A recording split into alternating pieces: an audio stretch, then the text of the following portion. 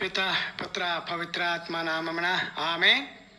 గౌరవనీయులైన సహోదరి సహోదరులారా, మీకందరికీ ఈరోజు దేవుని యొక్క దివ్యవాక్య ధ్యానమునకు సాదరముగా స్వాగతం పలుకుతున్నాను.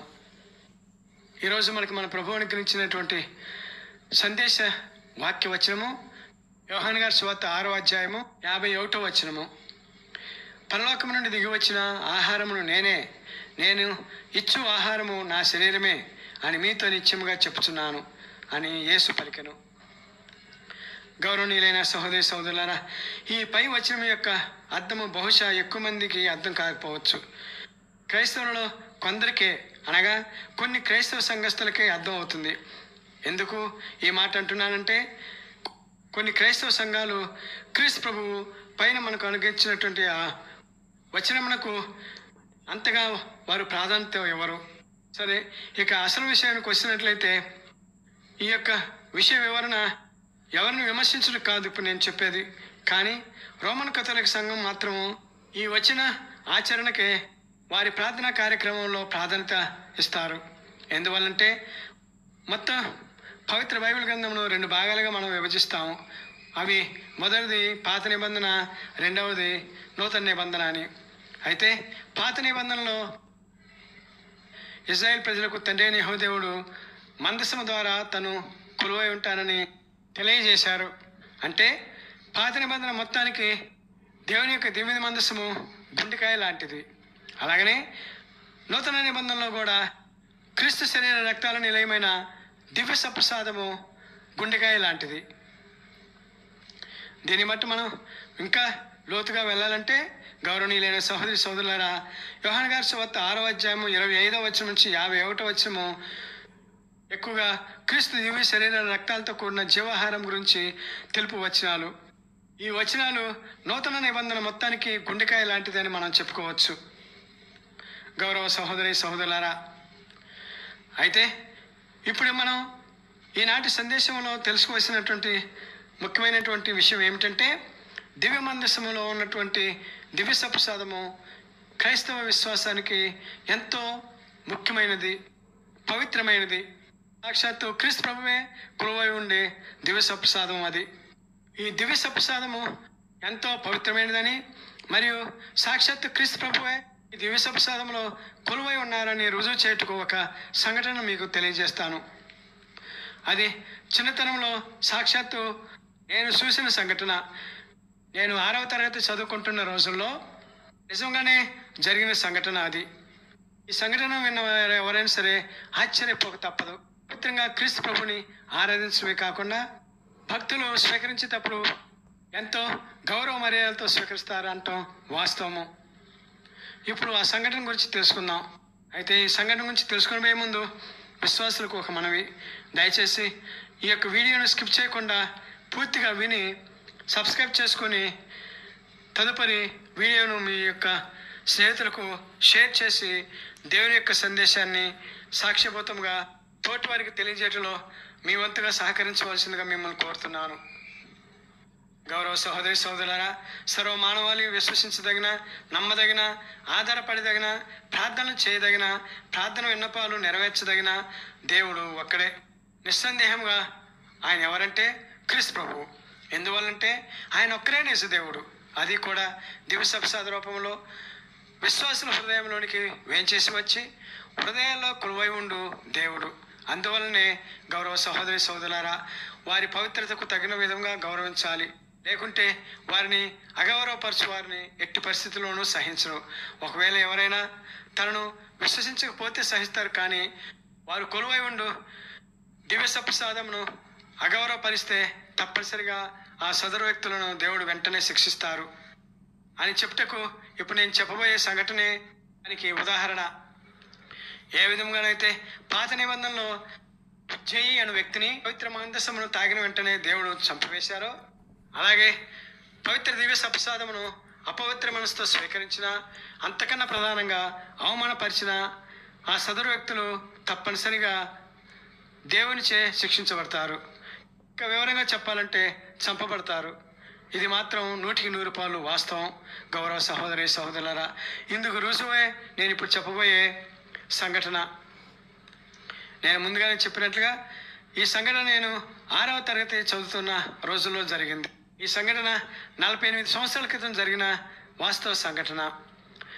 ఇది ప్రస్తుత ఎన్టీఆర్ జిల్లాలోని పెదనందిగామ పట్టణంలో పునీత డాన్ బోస్కో హై స్కూల్ మరియు బోర్డింగ్లో జరిగిన సంఘటన. ప్రస్తుతానికి ఈ స్కూల్ను మూసివేశారు. ఈ సంఘటన 1978వ సంవత్సరంలో జరిగింది.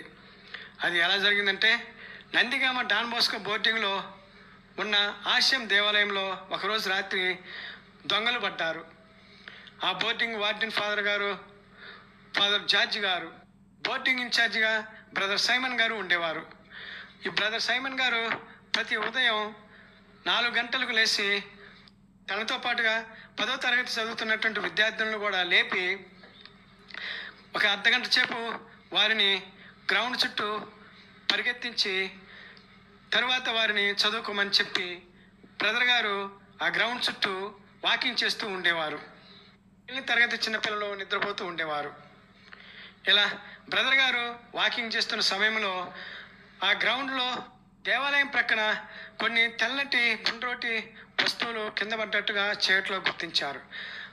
అప్పుడు బ్రదర్ గారు వెంటనే తన యొక్క గదిలోనికి వెళ్ళి టార్చ్ లైట్ తీసుకొని వచ్చి ఆ ప్రదేశాన్ని పరిశీలించి చూడగా అవన్నీ దివ్య మందసంలో పెట్టబడినటువంటి దివ్య సప్రసాదాలుగా గుర్తించి వెంటనే వార్డెన్ ఫాదర్ గారిని లేపి వచ్చి చూపించగా ఫాదర్ గారు కూడా గుర్తించి వెంటనే పిల్లల్ని ఆ యొక్క అప్పములు అంటుకొని వద్దని చెప్పి తను అంగీని వేసుకొని వచ్చి ఎంతో గౌరవ భక్తి విశ్వాసాలతోటి ఆ అప్పములను ఏరి దేవాలయంలోకి వెళ్ళి చూద్దామని చూసేసరికి దేవాలయం తలుపులు పగలగొట్టి లోపలికి వెళ్ళి దివ్య మందస పెట్టెను పగలగొట్టి అందులో ఉన్నటువంటి పాత్రలు దొంగిలించబడ్డట్టుగా గుర్తించారు.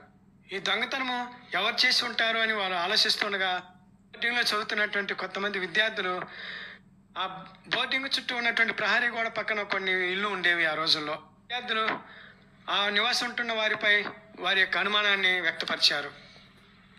ఎందుకు అలా చెప్పారంటే, కొన్ని సందర్భాల్లో ఆ ఇళ్లలో ఉన్నటువంటి కొంతమంది వేరే క్రైస్తవ సంఘస్థులు దివ్యసప్రసాదం గురించి అవిశ్వాసంగా మాట్లాడటం, రోమన్ కథోలిక్ సంఘాన్ని విమర్శించడం వారు విన్నారు. ఈ విషయాన్ని పోలీసులకు ఆ విద్యార్థులు చెప్పారు. విద్యార్థులు చెప్పినటువంటి సమాచారం ప్రకారం పోలీసులు ఆ ఇళ్లలో ఉంటున్న కొంతమందిని విచారించగా వారిలో ఒక 3 దొంగతనం చేసినట్లుగా పోలీసులు గుర్తించారు. వారు దివ్య మందసంలో ఉన్నటువంటి పాత్రలను దొంగతనం చేయడానికి వారు అలా చేశారని పోలీసుల యొక్క విచారణలో తెలియజేశారు. అంతేకాకుండా దివ్య సప్రసాదంలో క్రీస్తు ప్రభువు కొలువై ఉంటారనే విషయాన్ని వారు నమ్మరు. ఈ విషయాన్ని బహిరంగంగానే వారు చెబుతూ ఉంటారు. పోలీసుల విచారణలో దొరికిపోయినటువంటి ఒక 3ని ఫాదర్ గారి దగ్గరకు పోలీసులు తీసుకొచ్చి 3 దొంగలపైన కేసును ఫైల్ చేయమంటారని అడగగా ఫాదర్ గారు వారిని క్షమించి వదిలివేయమన్నారు. కానీ మన దేవుడు ఎంతో రోషం కలిగిన దేవుడు కదా. కొన్ని సందర్భాల్లో అల్ప విశ్వాసులకు తనను తాను రుజువు చేసుకుంటారు. ఇందుకు రుజువే ఇప్పుడు నేను చెప్పబోయే సంఘటన. పోలీసులకు దొరికినటువంటి ఈ 3 వ్యక్తులలో ఒక మధ్య వయస్కుడు ఉన్నాడు. అతనికి 45 సంవత్సరాలు ఉంటాయి. ఈ వ్యక్తే ఈ దొంగతనానికి ముఖ్య కారకుడు. పోలీసులు అతనికి హెచ్చరిక చేసి వదిలివేశారు. కానీ అదే సాయంత్రం అతనికి పక్షవాతం వచ్చింది. పక్షవాతం వచ్చినటువంటి 3 రోజుల తర్వాత అతను హార్ట్ అటాక్ వల్ల చనిపోయాడు. గౌరవనీయులైన సహోదరి సహోదరులారా, ఇది సంఘటన. దివ్య సప్రసాదాన్ని అగౌరవపరిచిన వ్యక్తికి దేవుడిచ్చినటువంటి శిక్ష, నిజదేవుడు ప్రదర్శించుకున్నటువంటి మహిమ. కాబట్టి గౌరవ సహోదరి సహోదరులారా, మరీ ముఖ్యంగా రోమన్ కథోలిక్ సంఘస్థులారా, దయచేసి పవిత్ర దివ్య సప్రసాదమును తగిన పవిత్ర మనసుతోనూ గౌరవ ఆరాధన భావాలతోనూ స్వీకరించండి. జీవనాథుడిచ్చు జీవమును పొందండి. ఇదే సమయంలో దివ్య సప్రసాద నాథుడు యేసును నమ్మని ఇతర సంఘస్థులు కూడా దయచేసి దివ్య సప్రసాదమును మీరు నమ్మకపోయినా పర్వాలేదు, కానీ హేళన చేయవద్దని నా మనవి. హేళన చేసి దివ్య సప్రసాదమును లేక క్రీస్తు ప్రభువును హేళన చేయవద్దని నా యొక్క విన్నపము. అదేవిధంగా క్రైస్తవేతర సహోదరి సహోదరులకు కూడా నా మనవి. మీరు క్రీస్తు ప్రభువును నమ్మకపోయినా పర్వాలేదు, కానీ అవమానకరంగా క్రీస్తుని గురించి మాట్లాడకండి. తండ్రి దేవుని శాపానికి గురి కాకండి. ఎందువల్లంటే తండ్రి అయిన యెహోవాదేవుడు చాలా రోషం కలిగిన దేవుడు. కోపగించుకుంటే మీరు తట్టుకోలేరు. అందువలన దయచేసి క్రీస్తు ప్రభు యొక్క దివ్య ప్రసాద విషయంలో చాలా జాగ్రత్త వహించవలసినదిగా మేము అందరినీ కోరుతున్నాను. తదాస్తు. ఆ జీవాహారనాథుడు క్రీస్తు మనను దయతో మన్నించుదురుగాక. ఆమెన్.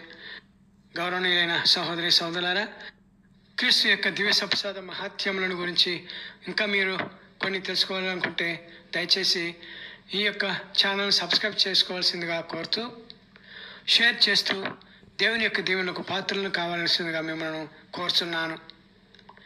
ఆ క్రీస్తు ప్రభు లోకరక్షకుడు జీవాహారనాథుడు నిరంతరము మహిమపరచబడుదురుగాక. మనలందరినీ దీవించి వారి ప్రేమకు పాత్రలను చేదురుగాక. ఆమెన్. పితా పుత్ర పవిత్రాత్మ నామమున ఆమెన్.